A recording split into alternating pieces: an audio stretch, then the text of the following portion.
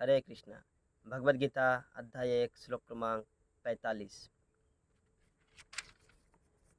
यदि माम प्रतिकारम अशस्त्रम शस्त्रपानय धार्तराष्ट्रारणे हन्नु तन्मे क्षेमतरम भवेत्।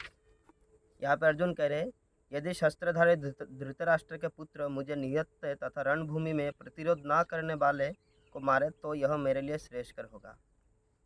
यहाँ पे अर्जुन कह रहे कि यदि धृतराष्ट्र के पुत्र मुझे निहत्थ भी मार दे, निहत्थ मतलब होता है कि मेरे पास कोई हथियार नहीं रहेगा, तब जब मैं सरेंडर के पोजीशन में रहूँगा, सरेंडर की अवस्था में रहूँगा, तब भी मुझे मार दे तो मुझे कोई आपत्ति नहीं है।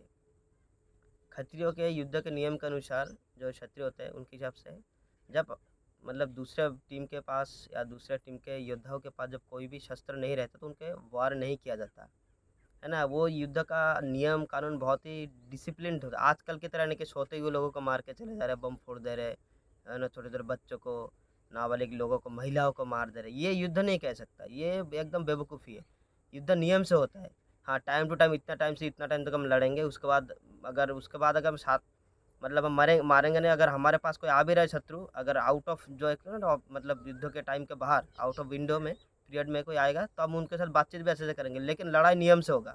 ऐसे नहीं कि कभी उठ के मन किया तो चुपके से मार दिया, ये कर दिया, ये ऐसे नहीं था। क्षत्रिय का युद्धों का अलग लेवल पे होता है नियम।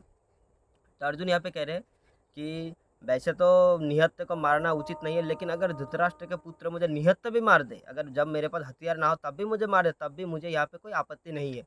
बेसिकली अर्जुन यहाँ पे अपना दया दिखा रहे।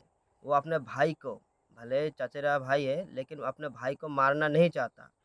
वो चाहते कि मैं सिर्फ राज्य के सुखों के लिए अपने भाई को नहीं मारूंगा। जबकि दुर्योधन के जो कौरव है, इन्होंने पांडवों के ऊपर बहुत अन्याय किया है, बहुत बार मारने आग से जलाने की कोशिश किया है, धारदार हथियार से हत्या करने की कोशिश किया है, बहुत तरीके से मारने की कोशिश किया। उसके ऊपर इनका हक का ज़मीन भी नहीं दे रहे, है ना। 5 गाँव मांगा वो भी नहीं दे रहे, मारने पे तुला हुआ। फिर भी यहाँ पे अर्जुन दया दिखा रहे हैं।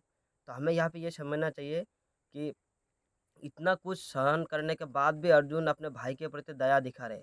और हम लोग थोड़ा सा बात होता नहीं कि पहले मारने चले जाते हैं ज़मीन के लिए फालतू में बातचीत में मारने। रोड रेज इतना होता है आजकल की, छोटी छोटी बातों में लड़ाई करने लगते हैं।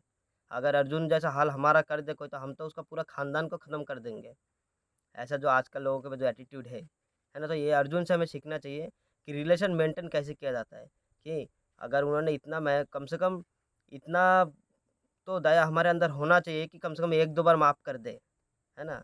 इतना बार माफ़ कर अर्जुन, इतना बार सहन करने के बाद वो माफ़ी करने पे तुला हुआ है। लेकिन हाँ, भगवान उनको उसको बोले कि नहीं, तुम अपना ड्यूटी करो, वो अलग बात है ना? लेकिन हमें दया रखना चाहिए, हम ज़मीन जायदाद इसके चक्कर में अपने रिलेशनशिप ख़राब नहीं करना चाहिए। हरे कृष्णा।